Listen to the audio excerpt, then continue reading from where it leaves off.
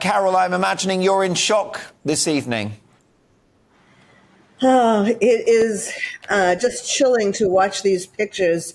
I am in shock to some degree, but it was also kept waiting, I kept expecting this to happen. I mean, not waiting in terms of happily anticipating, but I was worried for Donald Trump for months now because when he does these rallies, you see how he just stands up. I mean, yes, apparently the Secret Service were fairly close by; they jumped right in, but he's out up there gesticulating. He's a target.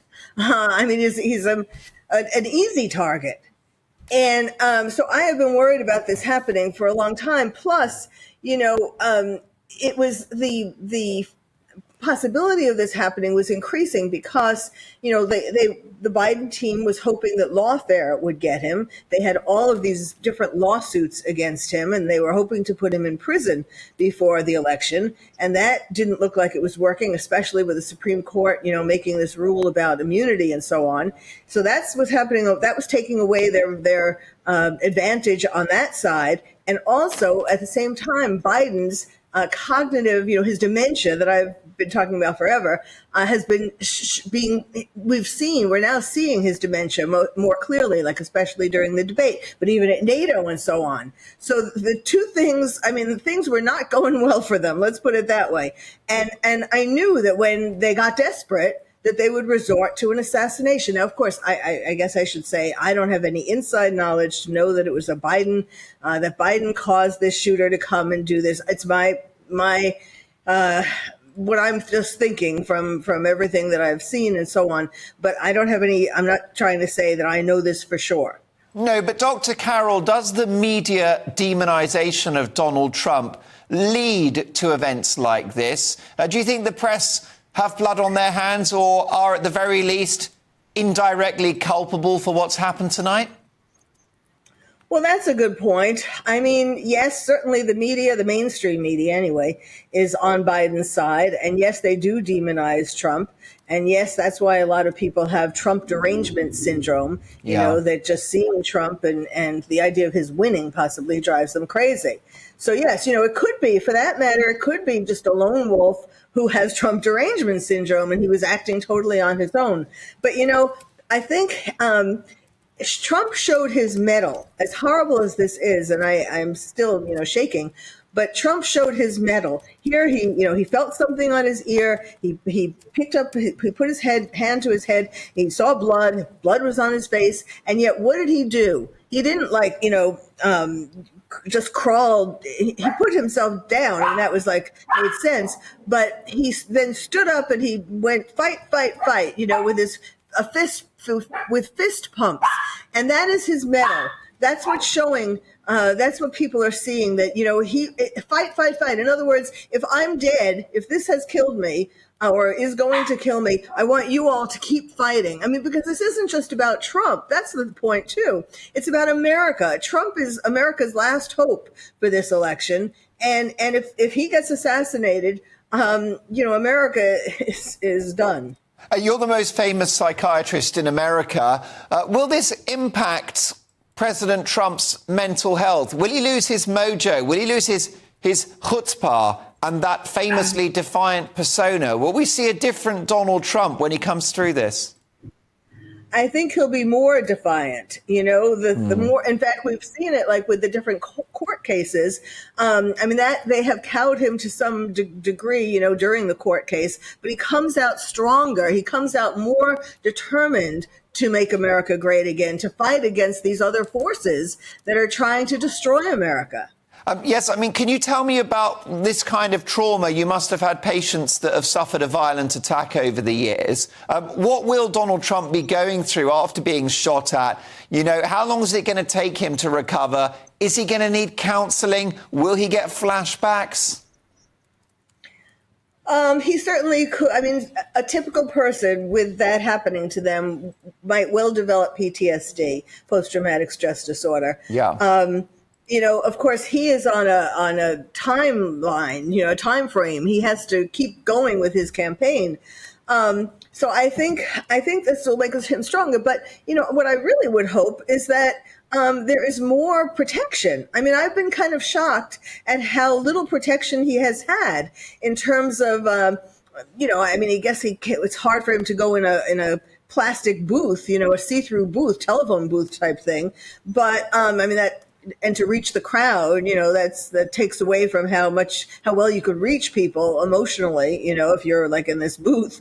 It shows that you're scared. But at the same time, he's going to have to do something, and they're going to have to look at what the people are bringing in more carefully. Like, how did somebody get in there with a gun in the first place?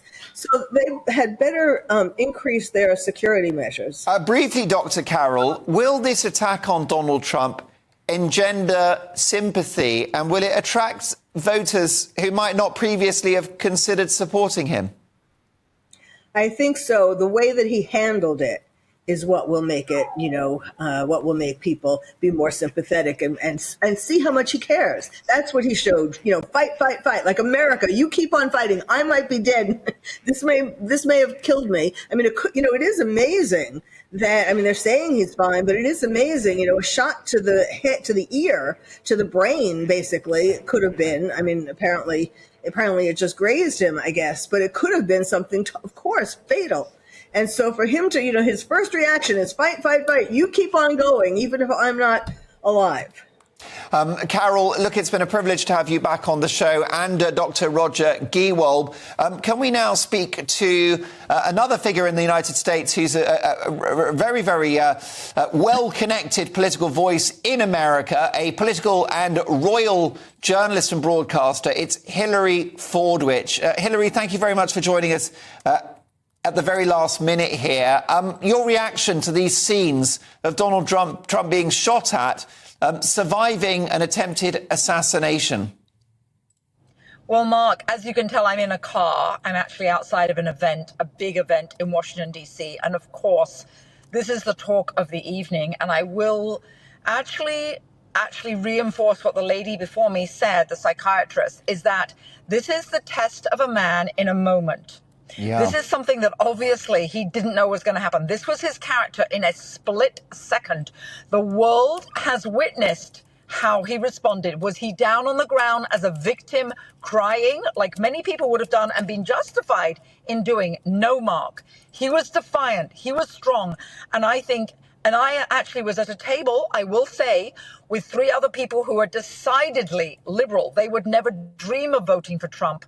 Their initial reaction, like everyone, they were aghast, like everybody.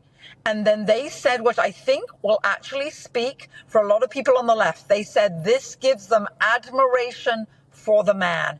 That, Mark, is what I think you will see across this nation. Admiration for the man. People who weren't going to vote for him and aren't supporters. It does feel like a cultural moment for America, which will endure for many years to come. Hillary, yes. Does it change the prospect of who wins in November in the presidential race? I believe it does, Mark, for the following reasons. One, what I just mentioned, and the previous psychiatrist who's the expert mentally, as she said, I think it's in a moment, this was the character, demonstration of character. That's number one. Number two, I think, like the people at my table, I think this is people that wouldn't have voted for him. They now admire his character in the moment. That's number two. Number three, there are many people, and I don't have any statistics. I prefer to bring facts to the table, Mark, but many who are very doubtful about conspiracy theories. But there's always been this discussion in America about the deep state. The deep state wanting to take out Trump. They tried subpoenas. They tried to taking him to court. That didn't work. Tucker Carlson, a friend of mine, actually said what he fears is that they'll try to take him out.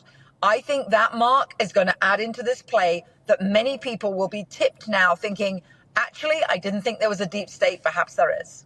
Indeed. I've just received a tweet from my boss here at GB News, and it's from Barack Obama, who has tweeted the following. There is absolutely no place for political violence in our democracy. Although we don't yet know exactly what happened, we should all be relieved that former President Trump wasn't seriously hurt, and use this moment to recommit ourselves to civility and respect in our politics. Michelle and I are wishing Donald Trump a quick recovery. That is former President Barack Obama.